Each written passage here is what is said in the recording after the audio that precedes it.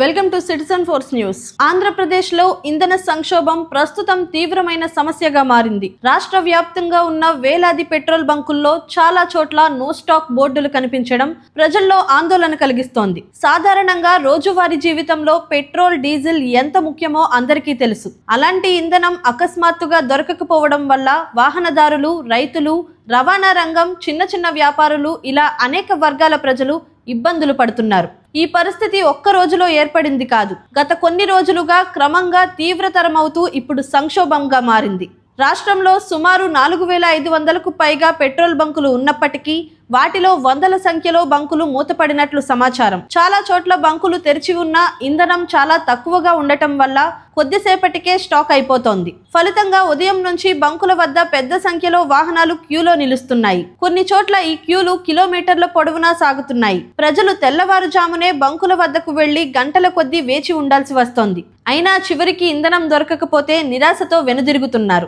ఇంధన నిల్వలు తగ్గిపోవడం ఈ సంక్షోభానికి ప్రధాన కారణంగా చెప్పవచ్చు. రాష్ట్రంలోని పలు జిల్లాల్లో పెట్రోల్, డీజిల్ నిల్వలు దాదాపు అడుగంటిపోయాయి. శ్రీకాకుళం నుండి అనంతపురం వరకు దాదాపు అన్ని జిల్లాల్లో ఇదే పరిస్థితి కనిపిస్తోంది. ముఖ్యంగా గ్రామీణ ప్రాంతాల్లో సమస్య మరింత తీవ్రంగా ఉంది. అక్కడ బంకులు తక్కువగా ఉండటం వల్ల అందుబాటులో ఉన్న కొద్దిపాటి ఇంధనం కూడా త్వరగా అయిపోతోంది. ఈ సంక్షోభం వల్ల రైతులు తీవ్రంగా నష్టపోతున్నారు. ప్రస్తుతం రబీ సీజన్, వరి కోతలు ముమ్మరంగా సాగుతున్న సమయం. ఈ సమయంలో డీజిల్ అత్యంత అవసరం. ట్రాక్టర్లు, హార్వెస్టర్లు, పంప్ సెట్లు అన్ని డీజిల్ మీదే ఆధారపడి ఉంటాయి. కానీ డీజిల్ దొరకకపోవడంతో రైతులు పనులు నిలిపివేయాల్సి వస్తోంది. పంట కోత ఆలస్యమైతే దిగుబడిపై ప్రభావం పడుతుంది. అంతేకాకుండా వర్షాలు పడితే పంట నష్టపోయే ప్రమాదం కూడా ఉంది. ఈ నేపథ్యంలో రైతులు తీవ్ర ఆందోళనకు గురవుతున్నారు. వాహనదారుల పరిస్థితి కూడా దయనీయంగా మారింది. రోజు ఉద్యోగాలకు వెళ్లేవారు, వ్యాపార పనుల కోసం తిరిగేవారు, అత్యవసర అవసరాల కోసం ప్రయాణించేవారు ఇంధనం లేక ఇబ్బందులు పడుతున్నారు. కొందరు బైక్లను నెట్టుకుంటూ బంకుల వద్దకు తీసుకెళ్తున్నారు. మరికొందరు కార్లను పార్క్ చేసి ఇతర మార్గాలను ఆశ్రయిస్తున్నారు. ఆటో డ్రైవర్లు, క్యాబ్ డ్రైవర్లు రోజువారీ ఆదాయం కోల్పోతున్నారు. ఇంధనం లేకపోవడంతో చాలా మంది పనులు నిలిపివేయాల్సి వస్తోంది. ఇంధనం దొరకదనే భయం కూడా పరిస్థితిని మరింత క్లిష్టం చేస్తోంది. ప్రజలు అవసరానికి మించి ఇంధనం తీసుకోవాలని ప్రయత్నిస్తున్నారు. కొందరు క్యాన్లలో కూడా నిల్వ చేసుకునేందుకు ప్రయత్నిస్తున్నారు. దీనివల్ల కొద్దిసేపటికే స్టాక్ అయిపోతుంది. దీంతో మరింత మంది ఇబ్బందులు పడుతున్నారు. ఇది ఒక రకంగా భయంతో ఏర్పడిన కృత్రిమ కొరతను కూడా పెంచుతోంది. బంకుల వద్ద పరిస్థితి కొన్ని చోట్ల ఉద్రిక్తంగా మారుతోంది. పెద్ద క్యూలలో నిలబడిన ప్రజలు ఇంధనం దొరకకపోతే ఆగ్రహానికి లోనవుతున్నారు. కొన్ని చోట్ల వాహనదారుల మధ్య తోపులాటలు, ఘర్షణలు కూడా చోటు చేసుకున్నాయి. దీంతో పోలీసులు రంగంలోకి దిగి బంకుల వద్ద బందోబస్తు ఏర్పాటు చేస్తున్నారు. ప్రజలు శాంతంగా ఉండాలని, క్రమ పద్ధతిలో ఇంధనం తీసుకోవాలని పోలీసులు సూచిస్తున్నారు. ఈ సంక్షోభానికి కారణాల విషయానికి వస్తే ప్రధానంగా ఆయిల్ కంపెనీల సరఫరా విధానంలో మార్పులు కారణంగా చెబుతున్నారు.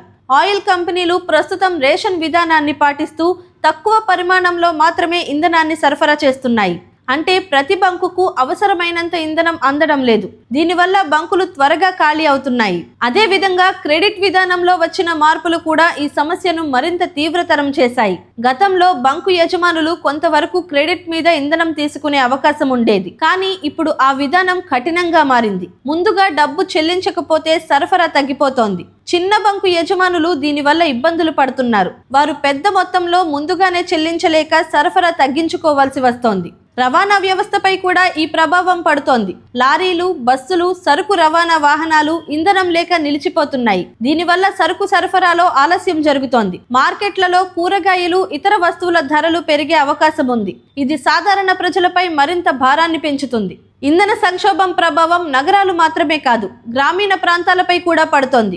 గ్రామాల్లో ఇప్పటికే వనరులు పరిమితంగా ఉంటాయి. ఇలాంటి సమయంలో ఇంధనం కూడా దొరకకపోతే అక్కడి ప్రజలు మరింత ఇబ్బందులు పడుతున్నారు. ఆసుపత్రులకు వెళ్లాల్సిన వారు, విద్యార్థులు, చిన్న వ్యాపారులు అందరూ సమస్యను ఎదుర్కొంటున్నారు. ప్రభుత్వం ఈ పరిస్థితిని గమనించి చర్యలు ప్రారంభించింది. చమురు సరఫరాను క్రమబద్ధీకరించేందుకు చర్యలు తీసుకుంటోంది.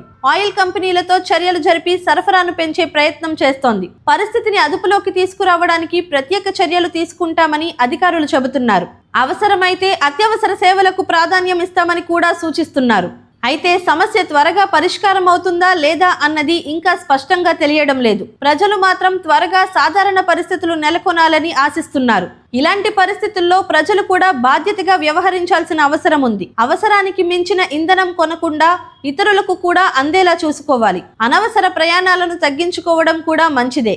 మొత్తానికి ఆంధ్రప్రదేశ్లో ఏర్పడిన ఈ ఇంధన సంక్షోభం సాధారణ సమస్య కాదని స్పష్టంగా కనిపిస్తోంది. ఇది వ్యవసాయం, రవాణా, వ్యాపారం, రోజువారీ జీవితం అన్నింటిపైన ప్రభావం చూపుతోంది. ప్రభుత్వం, ఆయిల్ కంపెనీలు, ప్రజలు కలిసి పనిచేస్తేనే ఈ సమస్యకు త్వరగా పరిష్కారం లభిస్తుంది. అప్పటి వరకు మాత్రం ప్రజలు ఓర్పుతో, సహనంతో ఈ పరిస్థితిని ఎదుర్కోవాల్సిందే.